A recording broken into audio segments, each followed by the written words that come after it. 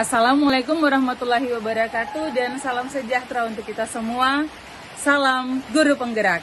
Perkenalkan, saya Lebarina Agustin Siwalete SPDGR yang merupakan CGP Angkatan 11 Provinsi Maluku dari SMA 5 Maluku Tengah.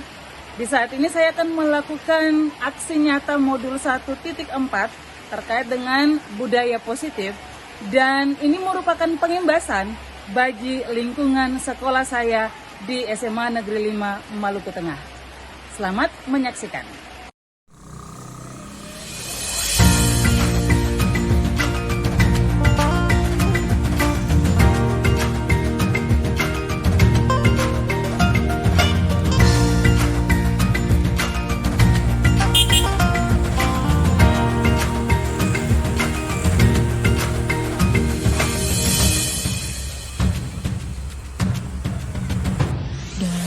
Berbagai penjuru Nusantara, pendidik mulia terpanggil jiwanya.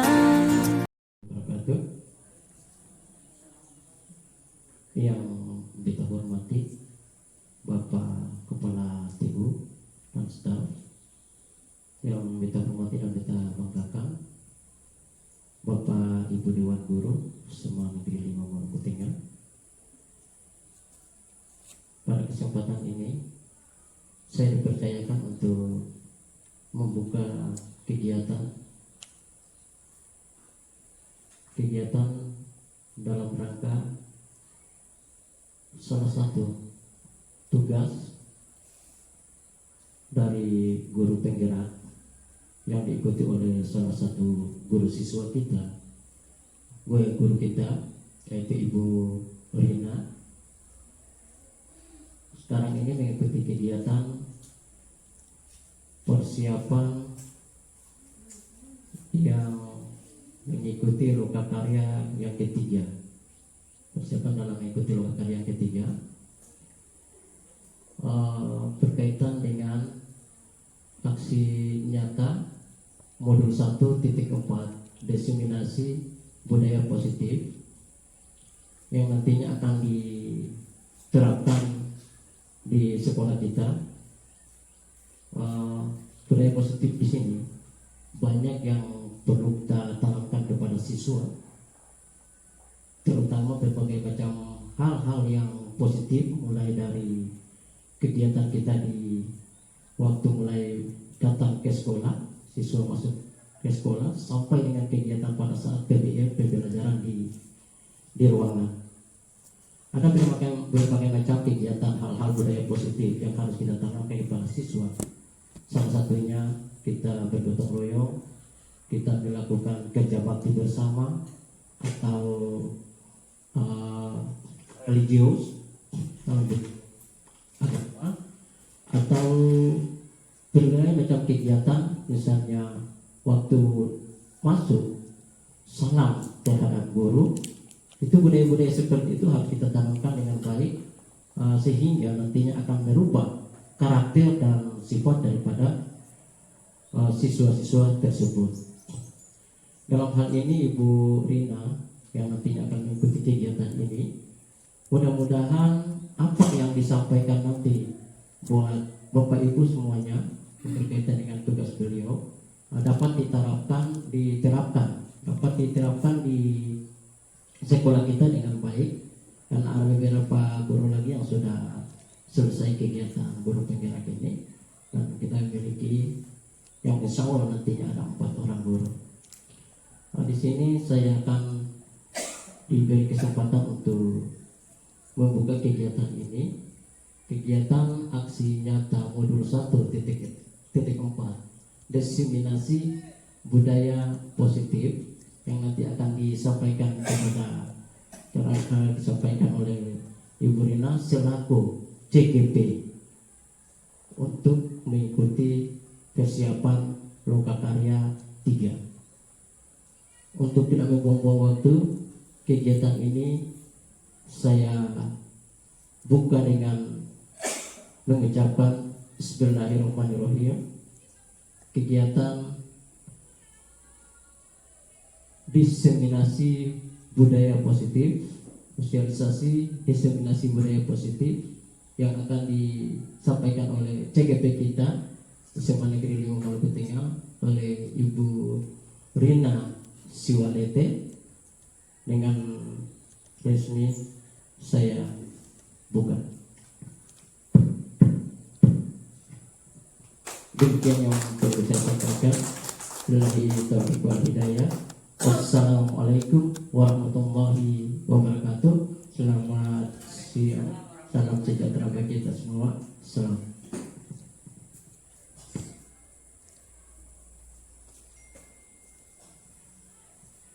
Iya, terima kasih Pak Amin selaku mewakili pimpinan di saat ini telah membuka kegiatan diseminasi saya. Terima kasih juga kepada Bapak Ibu yang sudah boleh berkesediaan hadir, boleh mengikuti apa yang menjadi tugas tagihan saya di LMS, sehingga kegiatan ini saya harus lakukan. Dan kali itu sekali lagi terima kasih untuk kesediaan waktu dari Bapak Ibu sekalian.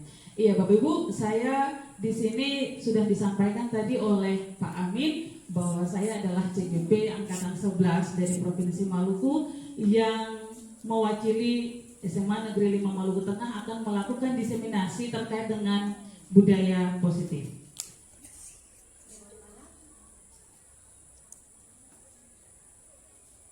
Iya, saya sendiri dari SMA Negeri 5 mewakili, bukan mewakili ya, tapi saya sebagai CGP Angkatan 11 ini akan secara langsung memberikan materi terkait dengan budaya positif yang harus memang saya sudah dapat minimal banyak kurangnya atau kurang banyaknya apa itu budaya positif dari selama saya mengikuti pendidikan dari dalam pendidikan guru penggerak itu sendiri yang kemudian harus diimbaskan kepada Bapak Ibu sekalian di sini di SMA Negeri 5 yang kemudian ketika diimbaskan kita akan terapkan secara bersama-sama di dalam lingkungan sekolah kita.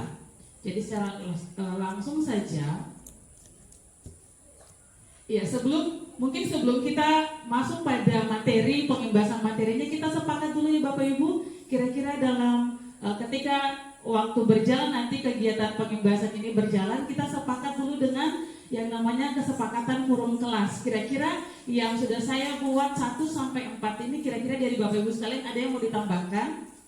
Yang pertama itu menghargai pendapat orang lain, yang kedua menjadi pendengar yang baik, yang ketiga meminta izin saat ingin keluar dari kelas atau keluar ruangan, dan yang keempat penyampaian diseminasi modul ini harus menyenangkan. Kira-kira dari Bapak Ibu ada yang mau ditambahkan? Kita sepakat dulu ketika diseminasi ini disampaikan atau materi disampaikan, kira-kira mau sepakat apa lagi gitu. Kalau memang tidak ada, mungkin saya rasa cukup ya. 4 kesepakatan ini akan kita jalani selama proses diseminasi ini dia berjalan. Oke, terima kasih Bapak Ibu. Sebelum saya sampai kepada penerapan konsep, Bapak Ibu sekalian, yang namanya budaya positif itu wajib.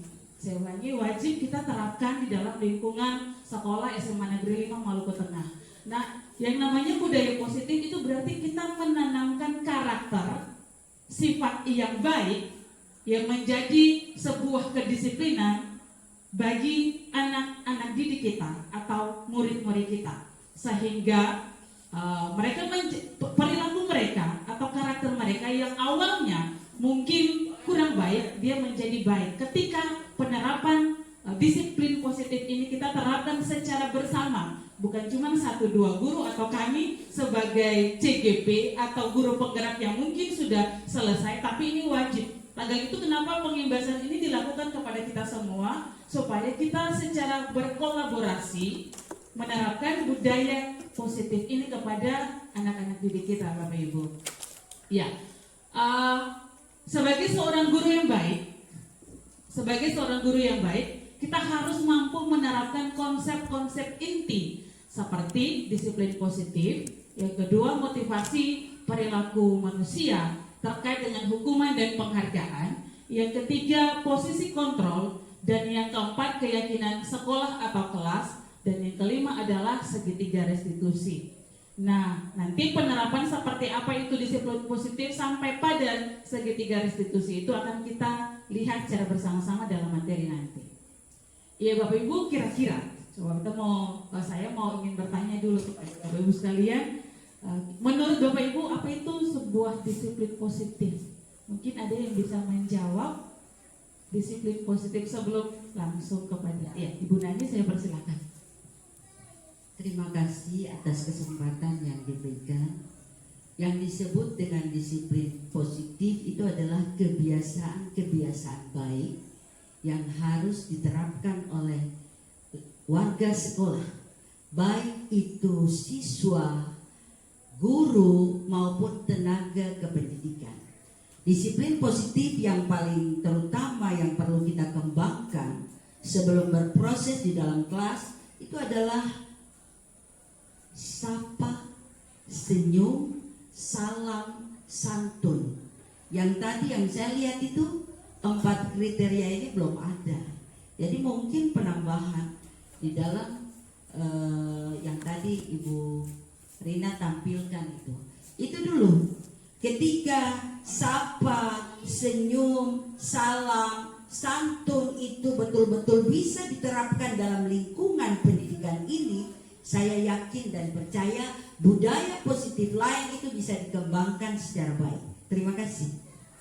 Ya, kita berikan aplaus dulu kepada Ibu Nani. Terima kasih Ibu sudah boleh mewakili teman-teman guru yang lain menyampaikan paling tidak apa itu disiplin positif serta disertai dengan dia punya contoh penerapan. Oke Bapak Ibu, kita akan mencoba melihat secara langsung disiplin positif itu seperti apa. Nah, ketika mengikuti pendidikan dalam guru penggerak, yang kami dapatkan adalah disiplin positif itu merupakan suatu cara penerapan disiplin yang mengajarkan anak bertanggung jawab dan menumbuhkan kesadaran diri berdasarkan nilai-nilai kebajikan. Jadi benar yang disampaikan oleh Ibu Nani tadi, disertai dengan contoh penerapannya akan masuk pada pengertian disiplin positif itu sendiri. Kita lanjut. Ya, disiplin positif lebih ke arah disiplin diri yang dapat mengontrol diri dalam melakukan segala tindakan.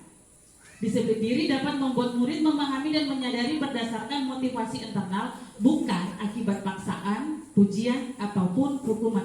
Jadi benar ketika kita semua sebagai warga sekolah, terkhusus pada SMA Negeri 5 Maluku Tengah, ketika sudah mendapatkan budaya positif itu sendiri, secara dalam diri kita sendiri sudah mampu untuk mengontrol diri kita melakukan yang namanya budaya positif itu sendiri. Jadi ketika kita sebagai pendidik atau sebagai guru mampu untuk mengontrol diri kita, kemudian menanamkan itu kepada peserta didik, luar biasa kita punya sekolah akan menjadi lebih baik Bapak Ibu.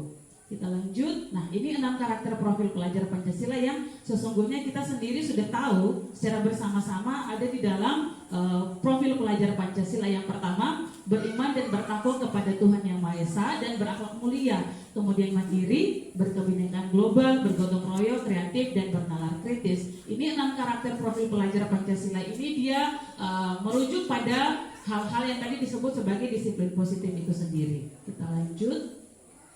Nah, berikut adalah beberapa contoh dari disiplin positif yang dapat diterapkan dalam lingkungan sekolah, Bapak Ibu. Yang pertama, guru dan staf sekolah memberikan contoh dengan menunjukkan sikap positif saat berinteraksi dengan siswa ataupun sesama guru. Yang tadi disebutkan, ada salam, ada sapa, ada tegur, ada saling menghormati, itu semua termasuk Bapak Ibu. Yang kedua, membuat aturan yang jelas dan konsisten di kelas ataupun di seluruh lingkungan sekolah. Kemudian dipastikan aturan tersebut dapat diterapkan secara adil, Bapak Ibu. Diterapkan secara adil itu perlu digarisbawahi supaya tidak ada yang satu bikin, satu tidak. Diterapkan kepada yang satu tidak, tapi secara adil kepada semua. Entah itu tadi kita kepada guru, warga sekolah, kepada pegawai, tetapi juga kepada semua yang menjadi anggota siswa, kepada siswa. Yang ketiga, memberikan bimbingan positif. Memberikan bimbingan positif pada siswa daripada memberikan hukuman. Nah, ini menjadi catatan penting Bapak Ibu. Kita memberikan bimbingan positif daripada memberikan hukuman. Bimbingan tersebut dapat membantu siswa dalam memahami dampak dari perilaku yang diperbuat dan memberikan cara untuk mengubah. Nanti lebih lanjutnya ada pada materi berikutnya Ibu. Yang keempat, memberikan pelatihan atau program untuk melakukan pengembangan keterampilan sosial. Contohnya seperti keterampilan empati, komunikasi, dan resolusi konflik. Yang kelima, memberikan tanggung jawab pada siswa dalam pengelolaan kelas ataupun berbagai proyek tertentu. Hal ini berfungsi untuk menciptakan rasa kepemilikan dan tanggung jawab kepada setiap siswa. Ya, kita masuk pada yang kedua, penerapan yang kedua. Kalau tadi disiplin positif, sekarang adalah motivasi perilaku manusia. Ya, ada satu pertanyaan yang mungkin saya mau sampaikan kepada Bapak Ibu dan juga dapat dibaca. Coba Bapak Ibu sebutkan alasan Bapak Ibu datang ke sekolah tepat waktu. Alasan kita datang ke sekolah tepat waktu itu apa? Ada yang bisa menjawab?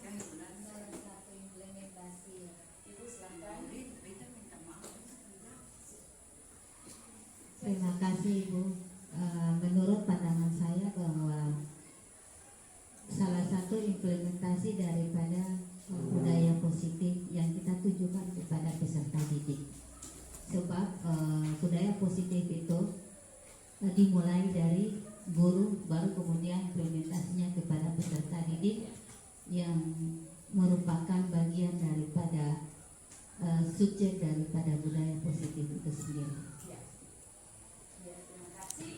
Berikan aplaus dulu kepada Ibu Rat. Terima kasih Ibu. Mungkin ada yang lain alasan? Iya, silakan Ibu. Terima kasih atas kesempatan yang diberikan. Kalau saya tadi memang sependapat dengan Ibu Ratna bahwa kita harus menunjukkan contoh dulu ya, supaya anak-anak juga bisa mengambil manfaat dari apa yang kita lakukan. Tapi di samping itu salah satu yang merupakan alasan kenapa kita harus datang ke sekolah tepat waktu itu adalah masalah absensi. Kita juga harus mengikuti aturan ya, karena pasti ada sanksi juga yang akan kita dapatkan apabila kita selalu terlambat untuk masuk ke sekolah. Tapi poin yang paling pertama itu adalah kita memberikan contoh yang baik buat anak-anak. Terima kasih Bu Haji. Kita berikan aplaus juga kepada Ibu Haji yang telah memberikan dua pendapatnya. Ya, yang disampaikan oleh Ibu Rat bahwa sama ya, sebenarnya poin pertama itu untuk mencoba memberikan budaya positif kepada siswa terkait dengan memang benar-benar harus datang tepat waktu. Dan yang kedua menurut Ibu Haji adalah supaya tidak mendapatkan teguran seperti itu ya. Jadi kita akan lihat secara bersama Bapak Ibu, sebenarnya terdapat 3 motivasi perilaku manusia. Nah, 3 motivasi perilaku manusia itu yang pertama, untuk menghindari ketidaknyamanan atau hukuman seperti yang tadi disampaikan oleh Ibu Haji. Kemudian yang kedua, untuk mendapatkan imbalan atau penghargaan dari orang lain.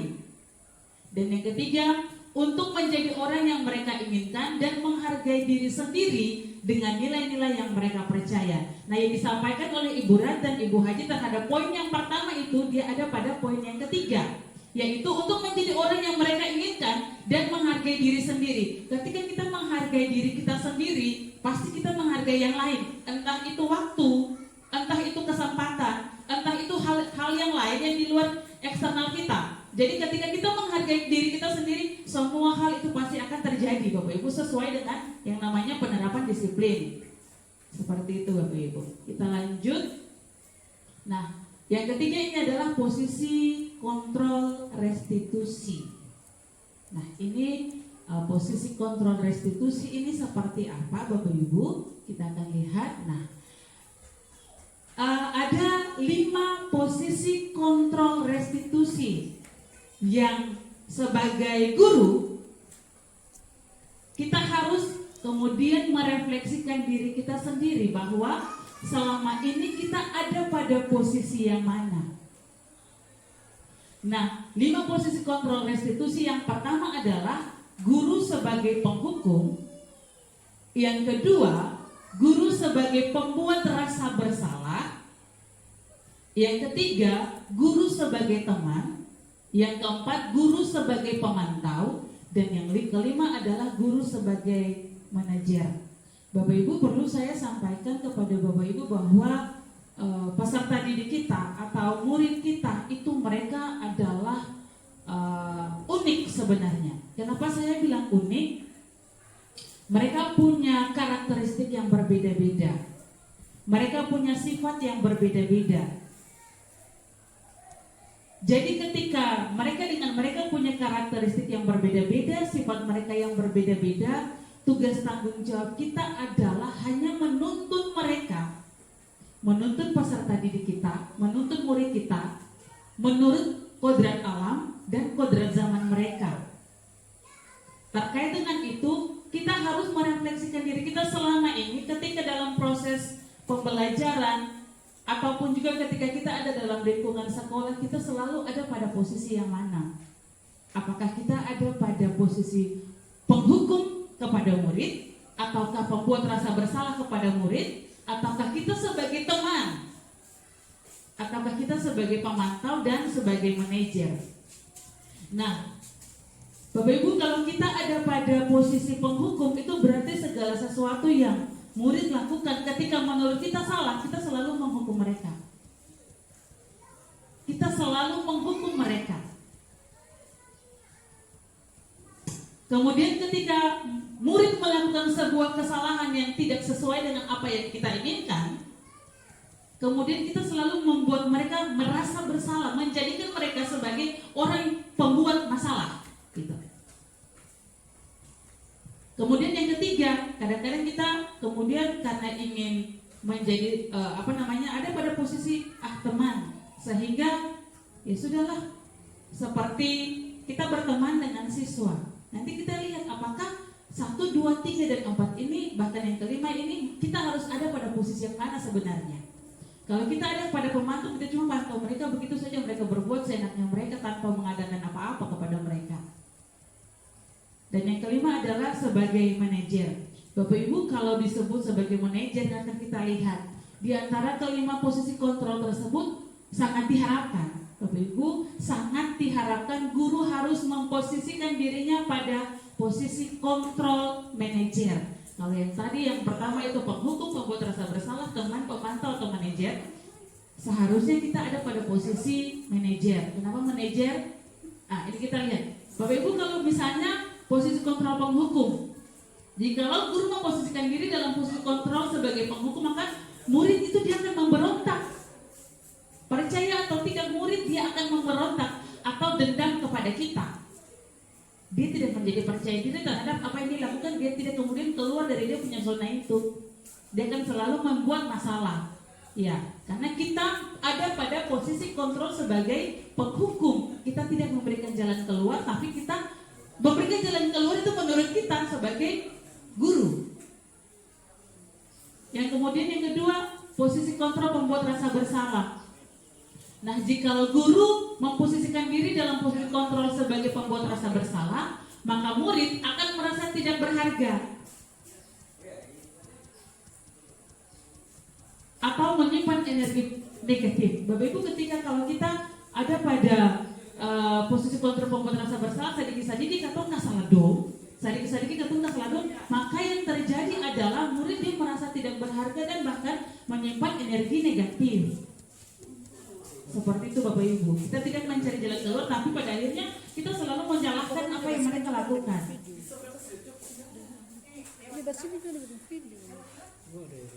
Iya, yang ketiga adalah posisi kontrol penghukum. Yang ketiga adalah posisi kontrol teman. Nah, jika guru memposisikan diri dalam posisi kontrol sebagai teman, maka yang itu, murid itu dia akan menjadi tergantung pada guru tersebut. Dia tidak mandiri. Sementara kalau kontrol pemantau, guru memposisikan diri sebagai posisi kontrol pemantau, maka murid akan merasa tidak sepenuhnya mandiri.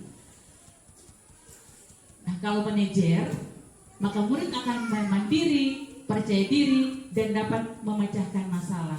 Tadi disebutkan tadi Bapak Ibu bahwa kalau guru itu harus diharapkan memposisikan dirinya pada posisi manajer. Jadi kita mencoba merefleksi selama ini, kalaupun memang kita ada pada biasanya kan saya juga berefleksi, ternyata selama ini saya selalu ada pada posisi penghukum. tidak tahu dengan Bapak Ibu, tapi yang pasti kalau saya kadang-kadang juga ada pada posisi penghukum. Saya tidak tahu dengan Bapak Ibu, tapi itu saya. Secara pribadi saya akui kadang-kadang saya ada pada posisi penghukum.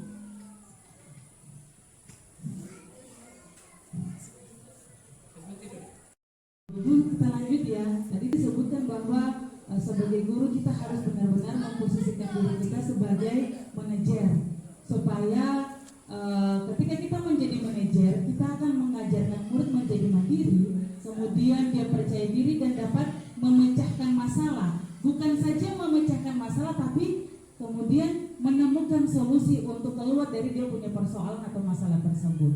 Kita lanjut, Ibu. Nah, selain itu, posisi manajer mengacu pada restitusi yang dapat menjadikan murid menjadi manajer bagi dia sendiri, sehingga dapat tercipta identitas positif bagi diri murid itu. Nah, yang keempat, Bapak Ibu, ini adalah terkait dengan keyakinan sekolah atau kelas. Mungkin juga ada di antara Bapak Ibu yang sudah kemudian membuat keyakinan kelas. Mungkin ada di antara kita adalah wali-wali kelas yang sudah menerapkan itu di dalam kelas. Tapi kalaupun memang belum, kita akan lihat keyakinan sekolah atau keyakinan kelas ini seperti apa. Nah, keyakinan sekolah atau kelas itu adalah guru berperan dalam mewujudkan terbentuknya keyakinan sekolah atau kelas dengan adanya kesepakatan antara guru dengan murid. Jadi bukan saja ikut guru punya mau, tapi itu harus sejalannya berbarengan antara guru dengan murid. Kemudian keyakinan sekolah atau kelas berupa pernyataan-pernyataan universal yang mudah diingat dan dipahami dan harus diterapkan di lingkungan sekolah. Tadi sebelum kita mulai, mungkin saya sudah mencoba membuat kesepakatan kelas di awal tadi, dan karena dirasakan sudah pas. Nah, kita ikut yang tadi. Itu model atau contoh kesepakatan atau keyakinan kelas yang akan dibuat kita, bahkan diterapkan kepada murid-murid kita di dalam kelas nanti. Bapak Ibu perlu diingat bahwa bukan saja wali-wali kelas yang menerapkan keyakinan kelas ini, tapi juga kita sebagai guru mata pelajaran. Sebelum mata pelajaran itu dimulai, alangkah baiknya kita juga membuat yang namanya keyakinan kelas bersama dengan murid supaya dapat disepakati secara bersama selama proses pembelajaran itu dimulai. Ya, yang kelima ini adalah terkait dengan segitiga restitusi, Bapak Ibu. Segitiga restitusi ini dia terbagi atas 3 atau disebut sebagai tahapan segitiga restitusi. Nah, tahapan segitiga restitusi ini yang pertama itu adalah menstabilkan identitas, yang kedua validasi tindakan yang salah, dan yang ketiga menanyakan keyakinan. Lebih lanjut, apa itu menstabilkan identitas sampai pada menanyakan keyakinan, kita akan lihat. Nah, kalau yang namanya menstabilkan identitas, Bapak Ibu, itu berarti dilakukan berdasarkan prinsip bahwa melakukan kesalahan. Ini dia Bapak Ibu, melakukan kesalahan adalah bagian proses pembelajaran yang nantinya akan menggeser identitas gagal ke arah identitas sukses. Bisa dipahami Bapak Ibu? Jadi yang namanya menstabilkan identitas itu adalah kita berdasarkan prinsip bahwa ketika murid melakukan sebuah kesalahan, itu adalah bagian dari proses pembelajaran yang ketika nanti secara bersama-sama dengan guru kita akan menggeser identitas gagal mereka atau identitas kesalahan mereka ke arah identitas sukses. Nanti ada contoh Bapak Ibu. Kemudian yang kedua itu adalah menstabilkan identitas. Masih yang pertama ya, menstabilkan identitas ini kita punya trik sebenarnya. Jangan mengkritik murid yang sedang mengalami identitas gagal. Kuncinya adalah kita tidak boleh mengkritik murid pada saat mereka membuat kesalahan itu dengan pertanyaan, tapi juga pertanyaan kita adalah membuat kesalahan adalah sesuatu yang wajar. Yang kedua, manusia tidak ada yang sempurna. Dan yang ketiga adalah kita bisa memperbaiki kesalahan ini. Jadi guru dan murid akan mencoba memperbaiki kesalahan yang dibuat oleh murid tersebut. Yang kedua adalah, tahapan yang kedua itu adalah validasi tindakan yang salah. Nah, validasi tindakan yang salah ini dilakukan berdasarkan prinsip bahwa setiap perilaku berupaya memenuhi kebutuhan tertentu, sehingga guru atau orang tua akan bergeser dari pemikiran stimulus respon menjadi proaktif, serta akan lebih mengenali dan mengakui kebutuhan murid atau anak. Nah, pada validasi tindakan yang salah ini, kita bisa ajukan pertanyaan Bapak Ibu, bahwa kamu bisa saja bertindak lebih gegabah dari yang ini, atau kamu bukan melakukannya tanpa alasan tertentu, atau yang ketiga, kamu melakukannya karena mempertahankan sesuatu yang penting bagimu. Jadi kita bisa mengajukan beberapa pertanyaan ini kepada murid tersebut sesuai dengan yang mereka lakukan, kesalahan yang mereka lakukan. Nah, yang ketiga ini adalah tahapan yang ketiga dari segitiga restitusi ini adalah menanyakan keyakinan. Menanyakan keyakinan dilakukan dengan memberi pertanyaan-pertanyaan bermakna kepada murid atau anak untuk memunculkan motivasi secara intrinsik sehingga mampu mengaitkan keyakinannya dengan tindakan yang salah. Nah, kita bisa mengajukan pertanyaan dengan yang pertama, nilai-nilai apa yang telah kita sepakati? Yang kedua, sebagai keluarga atau kelas, apa yang kita yakini? Dan yang ketiga, kamu ingin menjadi orang yang seperti apa? Jadi ini ada 3 pertanyaan yang kita bisa ajukan pada tahapan menanyakan keyakinan. Ya, Bapak Ibu, ini adalah beberapa materi yang boleh saya disampaikan terkait dengan disiplin positif. Jadi yang sudah disampaikan bahwa disiplin positif itu ada 5 ya Bapak Ibu, terkait dengan yang pertama itu adalah disiplin positif itu sendiri, kemudian motivasi perilaku manusia ini terkait dengan hukuman dan penghargaan, yang ketiga posisi kontrol restitusi, keempat keyakinan sekolah atau kelas, dan yang kelima itu adalah segitiga restitusi. Ya, jadi diharapkan ketika kita boleh mendapatkan materi bahkan pembahasan ini, kita diharapkan mampu untuk dapat menerapkannya kepada peserta didik kita atau anak murid kita. Bapak Ibu, saya ada sebuah contoh terkait dengan persoalan masalah yang mungkin kita bisa lihat secara bersama-sama. Seperti itu Bapak Ibu. Jadi ketika kemarin sejujurnya di kelas saya itu kan kelas 11 memang tidak semuanya, tapi memang ada beberapa anak-anak yang menurut saya mereka melakukan kesalahan itu karena mereka ingin mendapatkan perhatian. Iya, jadi karena tadi awalnya saya bilang bahwa anak-anak atau murid itu mereka unik sebenarnya. Mereka unik, mereka punya karakteristik tersendiri, mereka punya sifat sendiri, mereka punya budaya juga sendiri. Jadi bagaimana cara kita sebagai guru, sebagai pendidik, bukan sebagai penghukum tadi, atau bukan sebagai pembuat rasa bersalah tadi, tapi bagaimana kita sebagai manajer supaya bisa mengontrol siswa tersebut dengan melakukan yang namanya segitiga restitusi ini sendiri dengan 3 tahapan tadi untuk memecahkan masalah tersebut. Mungkin kemarin saya sudah sampaikan kepada Ibu Yen, nanti ketika besok saya memberikan diseminasi atau pengimbasan terkait dengan disiplin positif, nanti saya mau kasih contoh dari Ibu Yen, tapi ternyata mungkin karena beliau sudah punya jam di kelas, saya ambil saja karena memang kemarin sudah sempat izin ke beliau. Jadi ketika kemarin ada sebuah masalah yang terjadi di kelas terkait dengan ada beberapa siswa yang ketika diminta untuk berhenti bicara dalam kelas karena mereka ribut, saling bertengkar dalam kelas, kemudian karena beliau merasa kemudian sudah mungkin tidak dihargai, beliau keluar dari kelas tersebut. Nah, menurut Bapak Ibu, mohon maaf Bapak Ibu, jadi ini realita kehidupan yang sebenarnya harus kita bicarakan secara bersama Bapak Ibu. Ini persoalan murid, tapi juga menjadi persoalan kita secara bersama.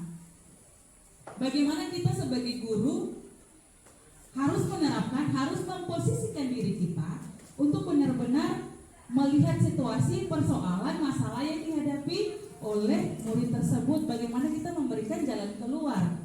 Apakah kita harus keluar dari kelas, ataukah memberikan hukuman, ataukah seperti apa, Bapak Ibu? Nah, mungkin kita mencoba memecahkannya secara bersama-sama di sini. Mungkin ketika mendapat materi seperti ini, saya mungkin minta kesediaan salah satu teman guru ingin menyampaikan kira-kira modelnya harus kita terapkan itu seperti apa, Bapak Ibu? Mungkin ada? Ibu Ima, Ibu minta maaf boleh ke depan sini karena memang dia punya mic ini kabelnya tidak terlalu panjang, Ibu. Iya, mohon maaf Ibu, dan sebelumnya terima kasih. Terima kasih atas kesempatan yang diberikan. Kalau untuk saya mengalami hal yang kayak begitu, untuk beberapa saat itu saya diam dan saya menatap satu ke satu, pada umumnya semua. Saya menatap, nanti secara tidak sengaja itu ada orang yang memperhatikan bahwa guru itu dia diam dan menatap kita yang lagi berbicara cerita seenaknya. Akhirnya ada yang menegur, tolong lihat satu ibu, ada baju-baju mengamang kamu tuh. Akhirnya mereka berhenti sendiri. Setelah itu saya tanyakan bagaimana kita bisa lanjut, atau ibu mau keluar, ibu kita lanjut. Maka dengan sendirinya mereka semua diam dan kita lanjut materinya. Jadi kita tidak langsung mengambil keputusan untuk kita mau keluar, tapi secara serentak itu saya langsung diam aja menatap semua siswa yang ada di kelas, apalagi yang berbuat pula. Saya menatap dalam-dalam. Pada akhirnya nanti ada kesadaran dari teman yang lain. Akhirnya dia merasa bahwa saya perhatikan, lalu dia sendiri juga berdiam. Lalu setelah semua diam, saya tanya mereka, bagaimana kita mau lanjut atau ibu mau keluar? Ibu kita lanjut, itu saja menurut saya ya. Kalau saya yang alami dalam kelas itu saja. Tapi saya tidak mengambil keputusan untuk keluar dari kelas atau mendukung, itu tidak. Itu saja mungkin dari saya. Terima kasih banyak Ibu. Kita berikan aplaus dulu kepada Ibu yang Ibu Ima yang sudah boleh menyampaikan apa yang menjadi penerapannya di kelas. Nah, Bapak Ibu ada yang lain? Ibu Yen, mohon maaf mungkin tadi kemarin dan penerapannya hari ini. Saya sudah sampaikan contoh yang dialami oleh Ibu Yen dan dapat dipecahkan secara bersama-sama sebab sebenarnya ini sebuah realitas kehidupan proses pembelajaran dalam kelas. Ya mungkin Ibu Yen boleh menyampaikan pendapatnya ya. Mohon maaf Ibu boleh ke depan.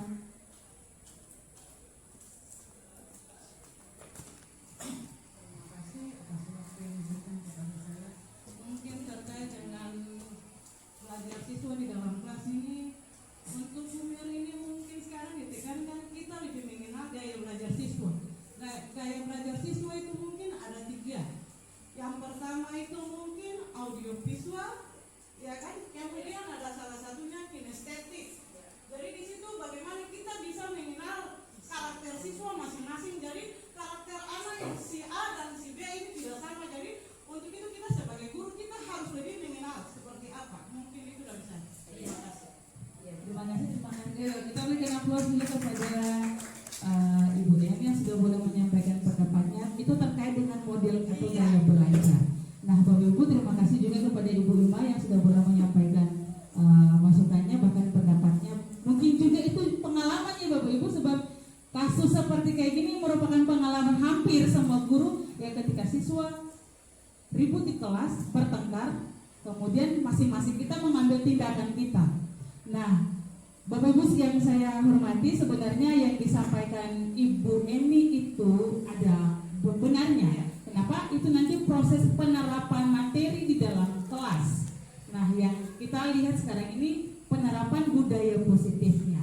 Nah, memang benar bahwa sebenarnya proses pembelajaran kita dalam kelas itu tergantung kita guru. Bagaimana kita menerapkan yang namanya pertama media pembelajaran, model pembelajaran yang kita terapkan di dalam kelas. Tapi itu adalah sebuah gaya belajar. Sehingga proses pembelajaran itu kalau kita sudah siapkan bahwa medianya adalah, kalau dibilang media itu kan seperti Canva, kemudian media yang lain yang kita terapkan, ya. Tapi kalau model pembelajaran itu seperti yang tadi, gaya belajar, ada kita mengenal karakteristik seperti auditori, audiovisual dan sebagainya, kinestetik. Nah, Nah, Bapak Ibu, ketika kita terapkan media pembelajaran dan model pembelajaran dalam kelas, saya percaya sungguh pembelajaran kita adalah sukses sebenarnya. Karena kita sudah mengenal karakteristik dari setiap murid kita. Iya. Nah, yang jadi persoalan ini adalah murid ketika ribut apa yang kita lakukan. Gitu. Ketika kemudian kita sudah menerapkan model pembelajaran, tapi masih juga ada siswa yang ribut, yang kemudian mereka berkelahi dengan suara besar, yang mungkin saja kalau saya dalam kelas suara lebih besar dari saya, gitu. Kemudian kita ambil tindakannya, kita keluar. Bapak Ibu, itu sebuah kesalahan sebenarnya. Itu kita guru yang gagal sebenarnya. Mohon maaf, ini sebuah pembelajaran secara bersama kepada kita karena ini adalah kenyataan realita yang sering kita alami. Itu kita guru gagal. Bapak Ibu, kalau kita sering lihat media sosial, anak-anak di Papua itu coba bayangkan mereka dari awalnya yang tidak tahu baca, kemudian tidak tahu perkalian, tambah-tambah dan sebagainya, tapi ketika diterapkan oleh guru yang benar dengan model pembelajaran yang benar, luar biasa mereka. Kemarin saya sempat lihat video mereka, wah luar biasa ketika ditahan oleh Pak Surya itu. Kita sebagai guru matematika saja mungkin kalah anak-anak di Irian Jaya. Mereka ketika kemarin sebelum 17 Agustus menghadap Pak Presiden, mereka dengan luar biasa menjawab pertanyaan yang itu baru anak SD. Mereka memberikan perkuliahan matematika kepada mahasiswa. Iya, ada 2 orang yang menghadap Bapak Presiden. Itu kenapa Bapak Ibu? Karena mereka ada pada guru yang tepat dengan model pembelajaran yang tepat. Nah, itu menjadi catatan kritis kepada kita sebagai guru. Bagaimana cara kita dengan model dan media pembelajaran kita yang tepat, yang harus kita terapkan kepada peserta didik atau murid. Seperti selama ini kita mencoba merefleksikan kita punya diri, kita mungkin saja masih gagal dalam proses pembelajaran kita, sehingga memang benar tidak ada yang namanya anak itu dia bodoh. Tidak ada yang namanya anak itu dia bodoh. Kita guru saja yang belum sampai pada menggunakan tahap pembelajaran atau media pembelajaran yang tepat kepada anak-anak kita atau murid-murid kita. Mungkin seperti itu Bapak Ibu guru. Jadi model kita kembali kepada kasus yang tadi Bapak Ibu, kita mencoba menerapkan yang namanya proses penerapan atau tahapan segitiga restitusi. Kita jangan ada pada guru sebagai penghukum, pembuat rasa bersalah dan sebagainya tadi. Tapi bagaimana kita ada pada posisi manajer yang akan mencoba memecahkan masalah dengan menggunakan yang namanya tahapan segitiga restitusi. Nah, tadi saya sampaikan kepada Bapak Ibu bahwa ketika menggunakan tahapan segitiga restitusi, kita menggunakan pertanyaan, kita mencoba mengajukan pertanyaan. Kita jangan mengkritik ya Bapak Ibu, kita jangan mengkritik murid. Nanti mereka tidak akan bergeser, tidak akan keluar dari mereka punya kesalahan tersebut. Tapi bagaimana kita mencoba menyampaikan kepada mereka. Kadang-kadang ini disampaikan bahwa pembelajaran kurikulum merdeka ini kita menghamba kepada murid, Bapak Ibu. Kita menghamba. Coba perhatikan kata menghamba.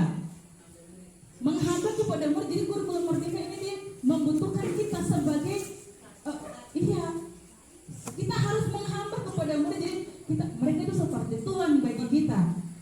Seperti itu Bapak Ibu. Jadi ketika kita menjadi penghukum itu bukan proses menghamba sebenarnya, tapi bagaimana kita benar-benar melakukan trik yang benar kepada mereka. Nah, kita bisa ajukan pernyataan bahwa membuat kesalahan adalah sesuatu yang wajar, atau manusia tidak ada yang sempurna, atau kita bisa memperbaiki kesalahan ini.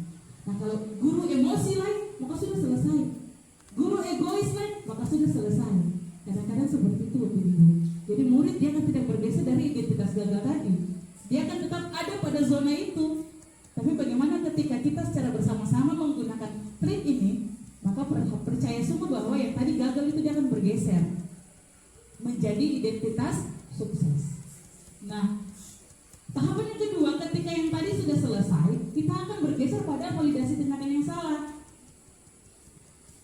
Kita akan mencoba mencari tahu sebenarnya apa yang terjadi dengan dirinya sendiri, dengan murid itu. Bapak Ibu, mungkin saja ini ada kata memenuhi kebutuhan tertentu. Mungkin saja yang dia lakukan kesalahan itu, kayak tadi saya bilang, dia butuh perhatian kita sebagai guru. Dia tidak mendapatkan perhatian atau kasih sayang mungkin dari orang tua, kemudian dia bisa saja melakukan hal tersebut sampai terbawa kepada sekolah. Nah, bagaimana kita, peran kita sebagai guru menanggapi persoalan tersebut? Nah, itu yang disebutkan dengan tindakan validasi, tindakan yang salah. Iya, kita harus menggali lebih dalam dan mengetahui kebutuhan murid tersebut, sebenarnya mereka butuhkan ini apa. Gitu.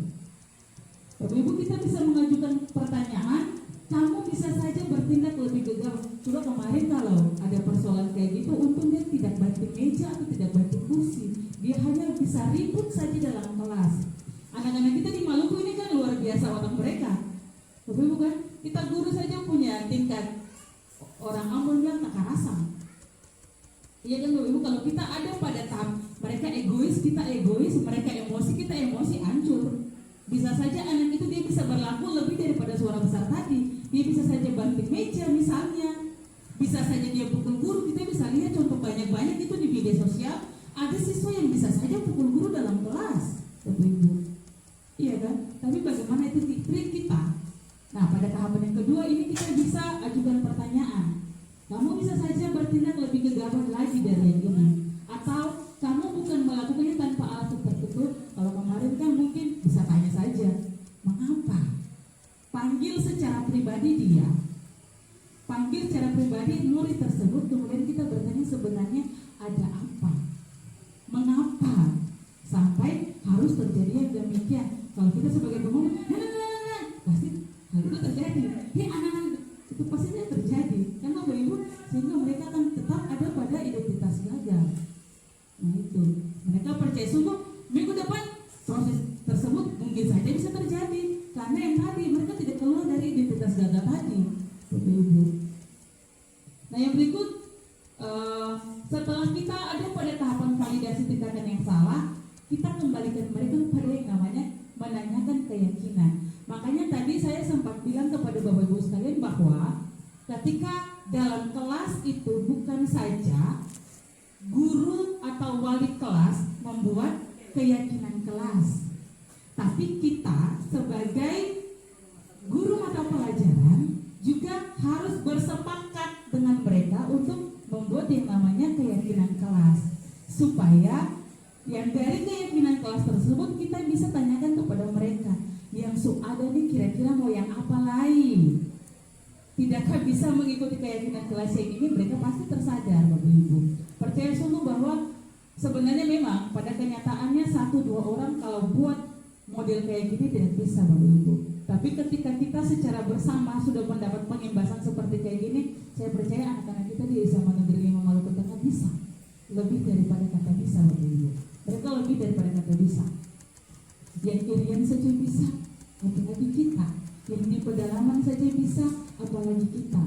Jadi begitu Bapak Ibu. Jadi memang benar-benar kurikulum Merdeka ini menuntut kita supaya menghamba kepada murid, bukan menjadi penghukum, bukan menjadi pembuat rasa bersalah, bukan sebagai teman, bukan sebagai pemantau, tapi sebagai manajer dengan menggunakan metode atau tahapan segitiga restitusi untuk memecahkan masalah atau persoalan mereka. Mungkin seperti itu Bapak Ibu. Mungkin saya berikan kesempatan kepada Bapak Ibu, ada yang mungkin mau bertanya dari materi diseminasi budaya positif yang sudah saya sampaikan di saat ini. Ya boleh Ibu, disilakan Ibu, boleh di depan itu ada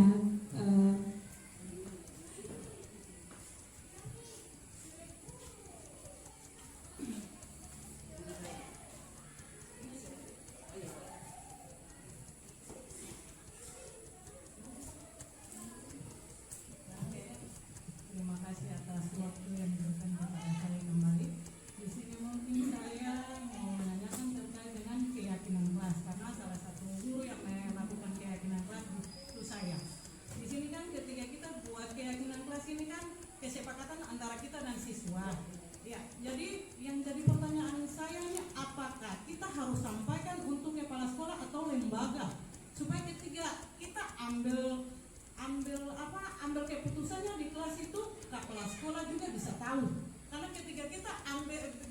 kesepakatan kelas ini kan hanya antara kita dan siswa.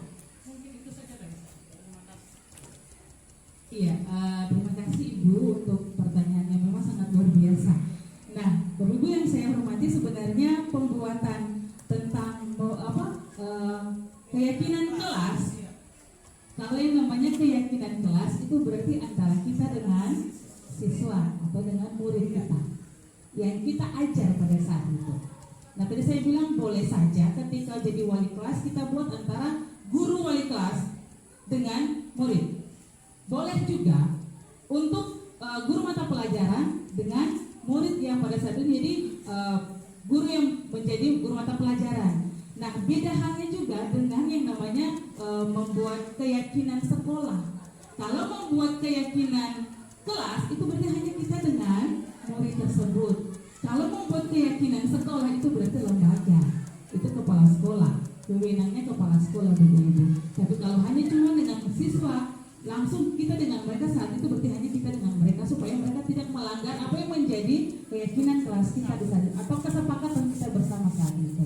Mungkin seperti itu Ibu. Jadi beda ya, kalau keyakinan sekolah berarti keputusan pengambil alih adalah kepala sekolah dengan warga sekolah. Tapi kalau cuma keyakinan kelas, kita wali kelas dengan murid atau juga guru mata pelajaran dengan murid saat itu. Supaya kita sepakat model pembelajarannya model seperti apa sampai selesai. Jadi seperti itu Ibu. Ya, terima kasih. Mungkin ada yang lain Ibu ya. Ibu mohon maaf, yuk kabel.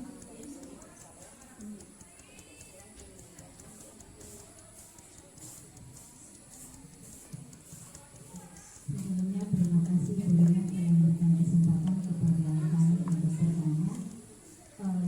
Menarik sangat materi yang disajikan oleh Ibu Rina, di mana sasaran dari pertanyaan saya itu adalah dia ada beberapa poin yang mana guru itu dia bukan sebagai penghukum, guru bukan teman, guru bukan pemantau, tapi dia bertindak sebagai manajer. Sasaran pertanyaan saya di sini adalah pada poin yang keempat ya. Poin yang keempat bahwa guru itu sebagai manajer, di mana ada 5 poin tersebut pada 5 posisi kontrol institusi yang saya pertanyakan, yaitu guru sebagai manajer. Tentunya pada guru sebagai manajer ini kan dia memiliki indikator-indikator tertentu yang nantinya indikator-indikator tersebut tidak bertabrakan dengan indikator-indikator yang pada posisi yang pemantau, kemudian teman, kemudian kontrol, dan penghukum.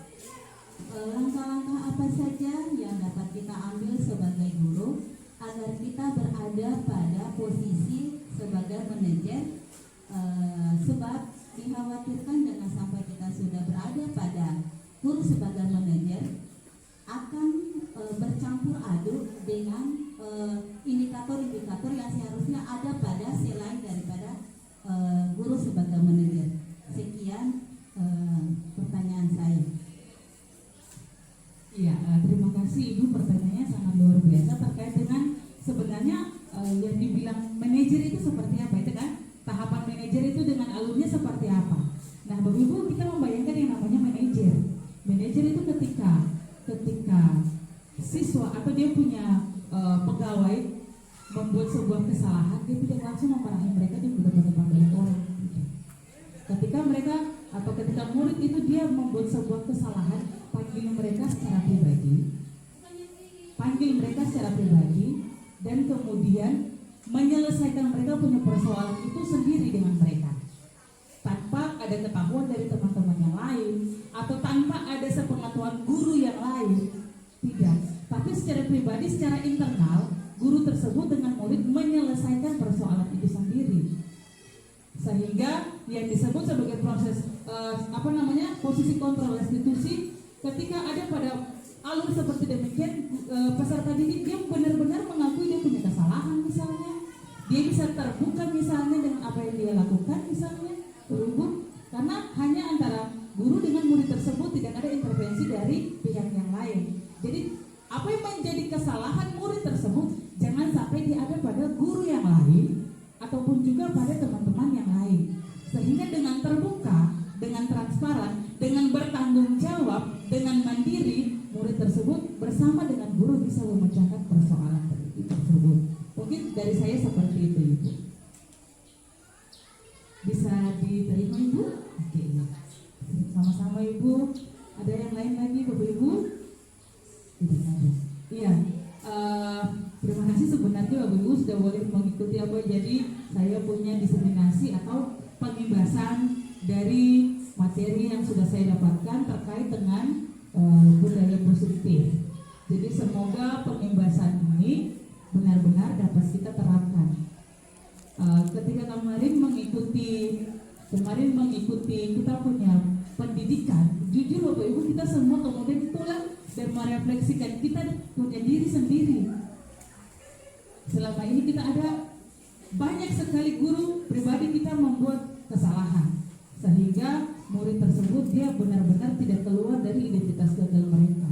Nah, bagaimana ketika saya, teman-teman yang lain, bahkan Bapak Ibu sudah mendapatkan pengimbasan seperti ini, kita mencoba ya Bapak Ibu, kita mencoba untuk benar-benar melakukan yang namanya budaya positif itu, entah terkait dengan tadi disiplin positif, kemudian segitiga restitusi, kemudian ya motivasi perilaku manusia itu dapat diterapkan dengan baik di sekolah kita. Nah, ini dia Bapak Ibu. Jadi disiplin positif, motivasi perilaku, kemudian posisi kontrol restitusi, kemudian keyakinan sekolah atau kelas, bahkan sampai pada segitiga restitusi. Semoga ini dapat menjadi pengalaman yang berharga juga bagi Bapak Ibu, pelajaran yang berharga juga bagi Bapak Ibu, dan dapat mengimbaskannya kepada murid-murid kita.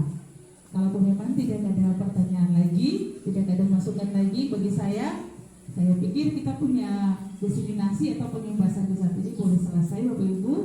Atas nama pribadi saya, Reverina Agustinsi Walente, mengucapkan banyak terima kasih kepada Bapak Ibu sekalian yang sudah boleh mengambil bagian, meluangkan waktunya kepada saya dalam proses pengimbasan disiplin positif bagi kita semua di saat ini. Assalamualaikum warahmatullahi wabarakatuh dan salam sejahtera untuk kita semua. Terima kasih Bapak Ibu. Demikian pengimbasan yang telah saya buat, semoga dapat menginspirasi